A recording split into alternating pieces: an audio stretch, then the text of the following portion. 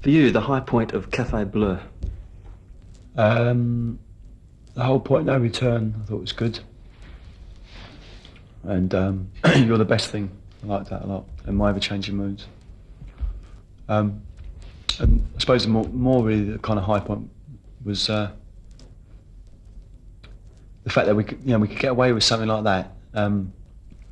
Be careful how I put this, but the fact that it was so different, all those different styles, and something which on paper wouldn't really kind of work, but people they kind of accepted it, got round to it really, and they liked it as well, because it was quite different.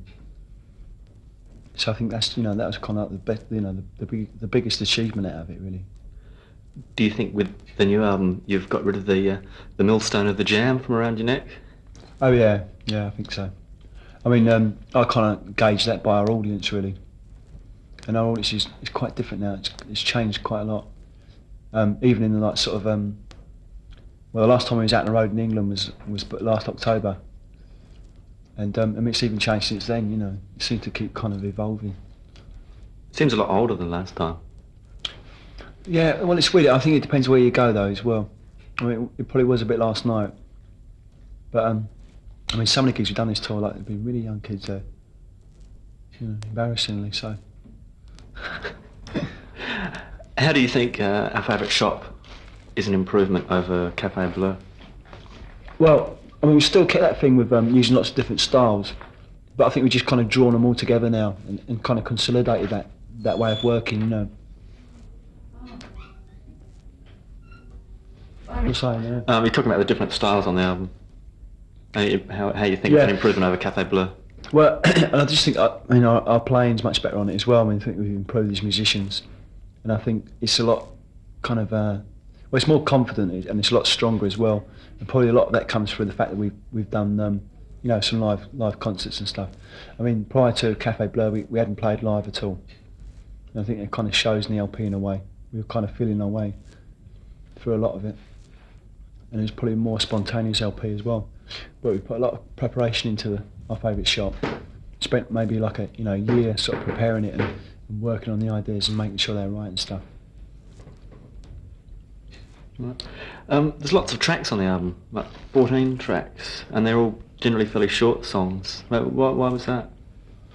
We quite wanted to get back to. Sorry, I'll start again. We wanted to get back to doing those 2.5 minute, 3 minute songs. I don't know why we did, but we did, and just to try and make things really concise, I mean, I still love the idea of that, and that's a real cliche, but I still like the idea of those, 3 minute singles and really punchy and concise, and all the ideas are there. And I suppose we were just trying to sort of get back to that, really. Right. The songs on the album, a few of them, perhaps we can talk about them. Come to Milton Keynes. First off, what and where is Milton Keynes? People in Australia won't actually be that familiar with whereabouts Milton Keynes is and what it is. Well, Milton Keynes is a new town, and it's just outside London, in between London and Birmingham, which is the Midlands. And it's not particularly picking on one town as such. It's more the overall idea of these new towns and these kind of prefabricated communities, which never happened. I mean, they just you can't make a community. Community is born out of its own experience and people living and working together and stuff. And we've been inundated with posters and TV ads about come to Milton Keynes and live in this prosperous new town and stuff. But I mean, they always obviously cover up all the rest of the crap that goes on with it, And there's quite a lot of these new towns in England now, and I think it's I think it's quite kind of comparable to a lot of the Midwest places in America. Those sort of towns there, we have like a shopping mall and just houses dotted around it, and there's no kind of real community spirit at all. And I just don't like the way they're kind of trying to oh fuck. It'll come to me. No, it won't. Sorry. Why do you think that kind of thing is happening? Well, I don't know if there's any kind of purpose behind it whatsoever, but I think it kind of falls into the the way that a lot of people kind of feel very isolated these days. There isn't an awful lot of that community thing left at all. And even I remember a time where, you know, when like even going back sort of 14 years, where I used to live, a place where I come from, where it was like a terrace street, and everyone knew each other, and there was a real kind of community thing there, and you could leave your back door open and not worry about getting your, you know, stuff stolen and stuff, you know, and neighbours would pop in and just the whole kind of community thing, and a lot of that's been broken down now. I don't know if it's got anything to do with economics or not. I mean, possibly it has, but I do feel that there is this kind of isolation thing going on, and it's like, you know, me and in my small corner, and you and yours, and, you know, I'm all right, Jack, and all that stuff. It's a bit like that, I think, and I think that is quite an American, mentality in a way. Where they're sort of bred into always looking after number one and Yeah. striving for the goal. Yeah. The songs on the album are quite unusual, in that they're like fairly cynical and bitter, which you'd expect sort of a down type musical arrangement, and they're all sort of up and happy. Why was that done? Well, for various reasons. I mean, I think it's good to have a contrast for a start. I think it'd be a real drag if everything was just one way, you know, if the music just matched the lyrics all the time. 'Cause, I mean, most of our subject matter is quite serious. I don't necessarily say it's depressing, but it's quite serious. So if you had serious music all the time, I think it would just be a real drag to listen to, and maybe you wouldn't even get people listening to it anyway. So I think it's quite good to have that contrast there. But the other thing as well, of course, is I mean, it's however the songs turn out, really. There's no kind of reasoning behind actually writing something, you know, writing a serious lyric to a happy tune. I mean, that's the way things turn out. But we don't try and go against that. We just, you know, we try and use that to its own end, really. On Walls Come Tumbling Down, was there a particular incident that inspired that, or not? Well, I suppose I kind of thought about the miners' strike when I wrote it. I mean, they had a situation where there wasn't any unity, really. I mean, they did get a lot of support, the striking miners, from a lot of the working class people sending money and stuff, you know, but they didn't get the real support they needed from the TUC, you know, the trade unions. But I don't think, you know, people should get down about it. I don't think it's just, you know, people should say, well, it's never going to exist anymore, you know, it's finished, because I mean, things can change, you know, you can always turn the tide. And so I mean, I suppose Walls is written in a sort of spirit of optimism, really. That, you know, we can change things, and just because I mean, a lot of people saw the miners' strike as an example of like the kind of, you know, working class struggle and its ultimate defeat. But I don't think people should get down about it, because there was some good things to come out of the strike. I mean, I don't say that people who had to live on, you know, on the breadline for 12 months, I don't mean that, but the fact that you had like lots of people working together, you know, minor support funds, you had things like gay people organising fundraising concerts and stuff, you had black people involved, lots of different sections of the community involved. So I mean, that's good thing, you know, people working together and learning about each other. And in any other situation and environment, they wouldn't have done that. So I mean, that's got to be good, you know. But as long as those links are kept up and you know, and you know, can be given time to grow as well and strengthen from that. Do you think the fact that you are fairly closely involved politically with a number of things has harmed your musical career at all, or are you not worried by that? I'm not too worried about that, really, no. Well, I'm thinking of the council collective thing. I mean, people Yeah, played it. well, but I think that was because of the, you know, the actual subject it was dealing with. I mean, to play that record on the radio would have meant they were taking a sort of bias, you know, on the miners' strike, which they can't be seen to do. So it's quite natural, really, they ignored it. But I mean, I don't get too carried away with pop music. I mean, I don't think whatever we write about, I don't think offends the people at the top too much, because they don't see pop music as any kind of threat whatsoever, you know. So I think, some people get a bit carried away with this sort of, rebel bit, I mean, it's a lot of bullshit, really. I mean, I'm not trying to sort of put down what we're doing, because I think it's important, but I just think you've got to see it in the right perspective. Because it's only really a small proportion of people who listen to pop music. I mean, if you were getting across to millions of people, maybe it would be a different effect, and maybe it would be a real threat. But you're not, so. But I mean, as long as it sort of it gets out to those individual people and it means something to them, and it helps them in some way, then that's important enough, and good enough reason to do it. You're playing at the Band Aid concert at Wembley Stadium. Are you going to use that to as some kind of a platform to say anything more, or not? I mean, you're going to have a massive worldwide television audience there. I mean, 1 billion people or something. Yeah. Do you see that as like a good opportunity to sort of do something? Well, possibly. I mean, I suppose a lot of what we got to say is in our songs, really. It's like doing these interviews. I mean, there's not much more I can really elaborate on a lot of things. But I mean, it would be a good chance, I suppose, in some ways. But it might seem it could come across as being a bit kind of a bit crass, I suppose, as well. But I think one thing I don't like about the Band Aid thing is the fact they've kind of made it apolitical, And I mean, there's no way you can leave politics out of it, for the economic reasons why people starve in the world, while other people have got too much food, like our European food stores, we've got milk rivers and butter mountains, But I didn't like the way that the Band Aid thing kind of avoided that. It was a bit ridiculous, really. And I also don't like the way that it's like you dip in your pocket and send some money to these people, and the governments get away scot-free, there's no criticism of the governments whatsoever. That annoys me a lot. How different do you think the LP would have been if there hadn't been a miners' strike?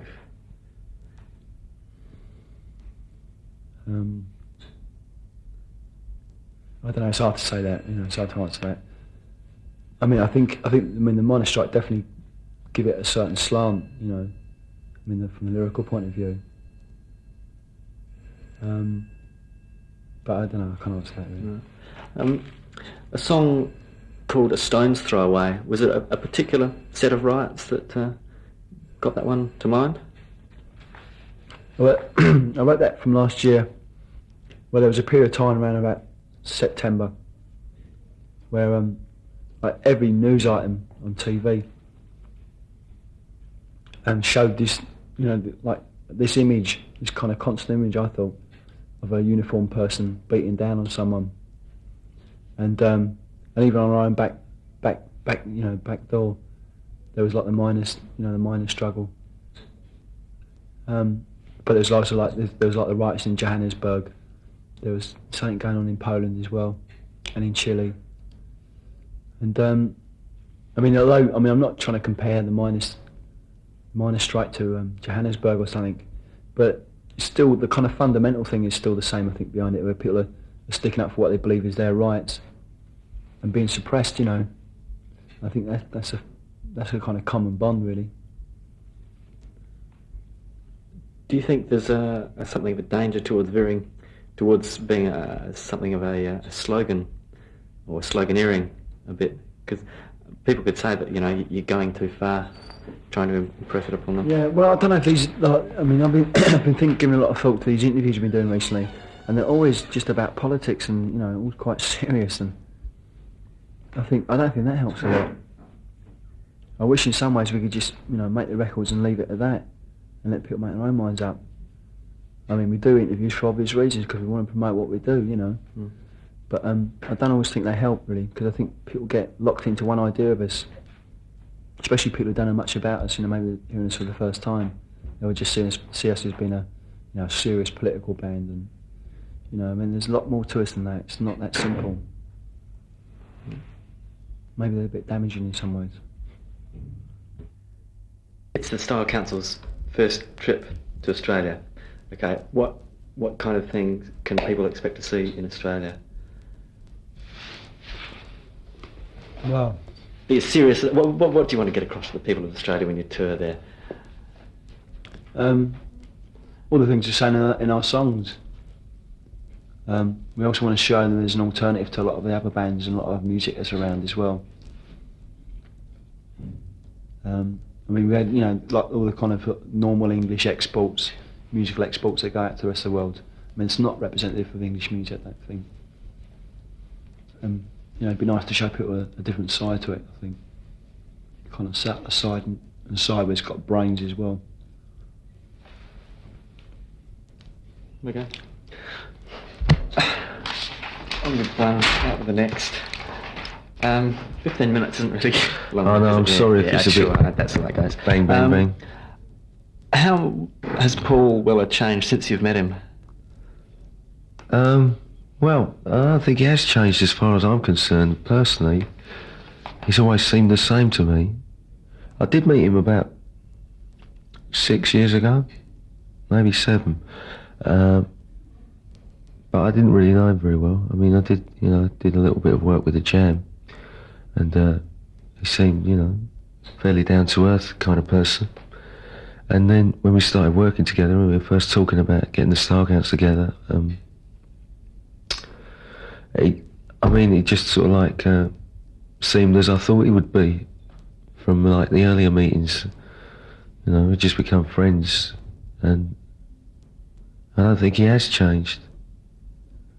I think people think that he's changed, like the Jam, like went donk end of '82, and from then on, Paul Weller was a different person. I just think possibly within our setup, it's easier to be yourself, to be natural. Everything we do is kind of instinctive, I suppose.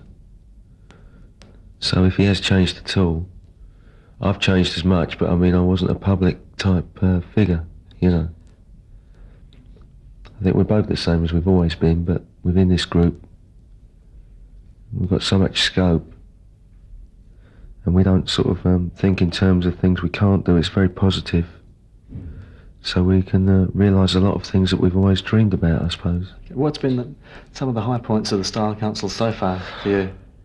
Well, I don't know. I've really enjoyed quite a lot of it. I think we've made a few mistakes, but most things we've done I'm really pleased with. Records, gigs, it's been really good. Sure. Okay, on the new album, Our Favourite Shop, can we talk about some of the tracks on that? Homebreakers, first song on the album, and you were singing. Yeah. Was that by choice? Well, not really. It just seemed a natural thing to do. I mean, when I made a demo of it, I just had a tune, and I kind of la-la'd or dum-de-dummed, sort of like the melody line while we were playing it.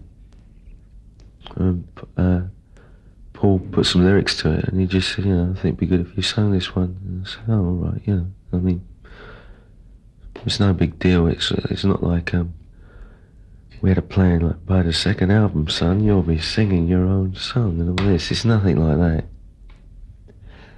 I mean, I don't care if I never sing again. I think a lot of people might be with me as well on that. There's some nice organ work on that as well. It seems like you've got very definitely your own style now. I mean, previously people had said, it sounds like Booker T, or it sounds like Jimmy Smith, but I mean, it's very definitely Mick Talbot now. Well, yeah. I mean, have you consciously sort of worked on that in the last couple of years? No, I haven't. I've always been Mick Talbot. Yeah, sure. What I'm no, I know what you mean. No, but I think other people can see that more than you can yourself.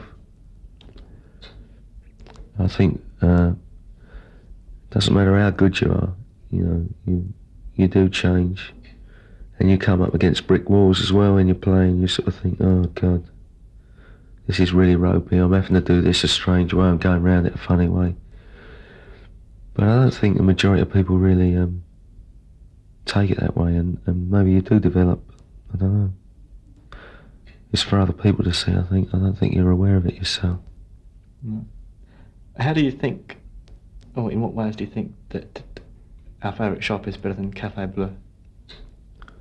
Well, in most ways, really. I think Cafe Bleu was very much a first LP. We tried a lot of different things. The attitude towards recording it was quite a lot different. A very spontaneous type thing, you know. We'd come in and do it. Have an idea of something to be written. There might have been like an odd demo about, and we just do it. And some of the things benefited from that and some of them didn't. And with this LP, about 3/4 of it was written in advance and had been around for some time and demoed and re-demoed, edited and just sort of polished up. And I think that worked well. I mean, there were some tracks which were done fairly spontaneously. Internationalists was one. I think, you know, if you think about it, you can tell with that kind of number, really. And that worked for that kind of thing, you know, a kind of pretty wild sort of like, kind of a sort of like funky jam sort of thing, you know. How would you define an internationalist? Well, I would think it's just someone that just puts human beings above any flag or thing like that, you know. It's just people, you know, it's like, you know, I don't want to sound like Sammy Davis Jr. but people are people, you know. It's like the global village type thing. Sort of a utopian vision of what the world could be. Well, you know, it's just a really nice thing, you know. It just sounds so corny to talk about it, but we're all the same species. You know, just because we've got different team colours, you know. There's no need to get that annoyed with each other. Right. I mean, it's so simplified, though, you know. It's really sounds a bit crass. The Lodgers, why was that written? About what situation? Well, that's kind of well, I suppose that's the most subtle thing, you know. It's like thinking of the Parliament. When you know, when you get a new government, they move in. There's like Thatcher at number 10, and then at number 11 you've got the Chancellor of the Exchequer or something or the other. I don't know. And it's kind of they're like lodgings, you know. It's a really kind of obtuse sort of concept, I suppose. But we just sort of thought of it as you know, like the government resides in the country's lodgings. And it's maybe it's quite an English thing, you know, like you go to boarding houses, bed and breakfast places, and on the back of the doors they usually have the terms of the house, and the women are really, you know, landladies can be really heavy on you if you break one of the rules.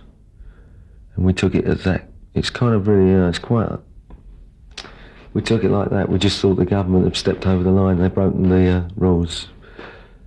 So the lodgers' terms have been broken, kind of thing. It's probably pretty pretentious, you know. Do you ever feel overawed by Paul Weller or not? No, not really, no. Or do you feel as if you're working in his shadow? No. No, I don't. I think it's fairly obvious that people would want to feature and talk to a songwriter, you know.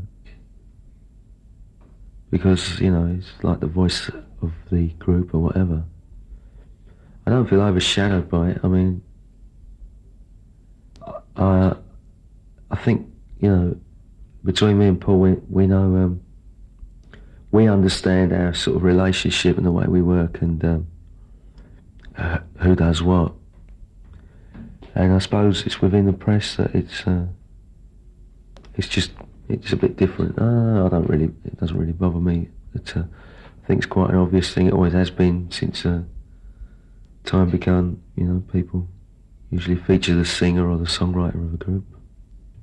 What aspect of the Style Council gives you the most satisfaction, then, you personally?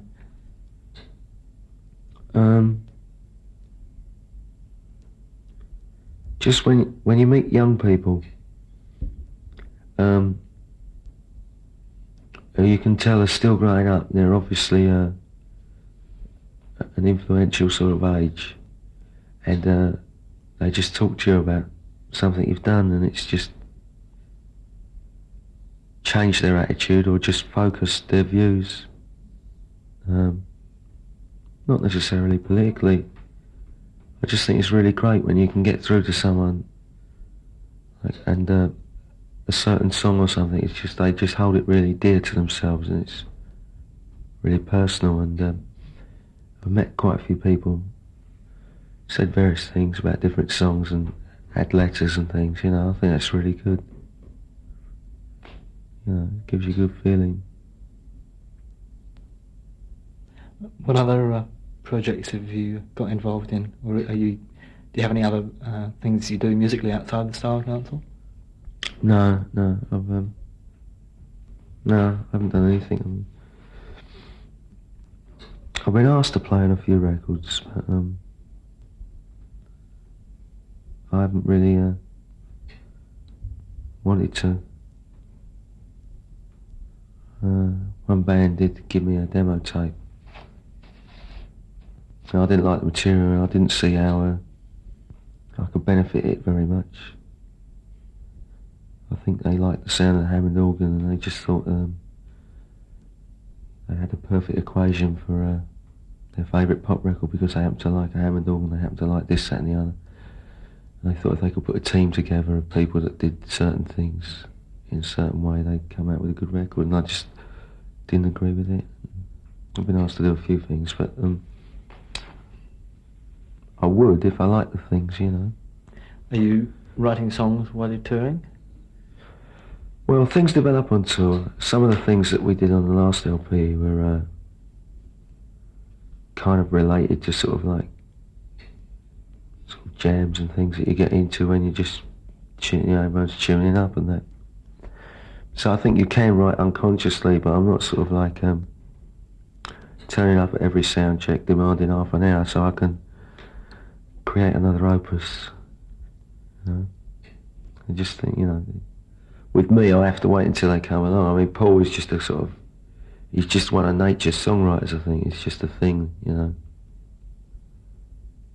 certain amount of songs come out of him every so often.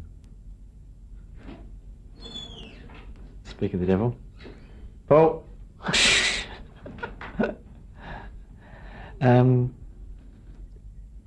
If you were going to go to a desert island, what would you take? I don't know, I've had this, someone else asked me. What would I take? What, like, a big list of everything or what? No, just two or three things that you would near and dear. I'd try and take a piano. I'd try and take my girlfriend, but if you're stranded on a desert island, you never know, the circumstances of how you get there, so you don't know necessarily you'd be able to take actual people. I think I'd like to take a lot of paper and some pens. Quite like art as well, not necessarily to write. I don't know, what else? You wouldn't take any other recorded music? I might do. Yeah. But I think ultimately I'd probably enjoy trying to make my own a bit more than actually listening. Yeah. But if I could listen to records, I'd probably take, Hal Green and Otis Redding and Kinks and Small Faces. Just load. I mean, I don't know how big my raft's going to be. Sure. Okay. All right. Great, thanks.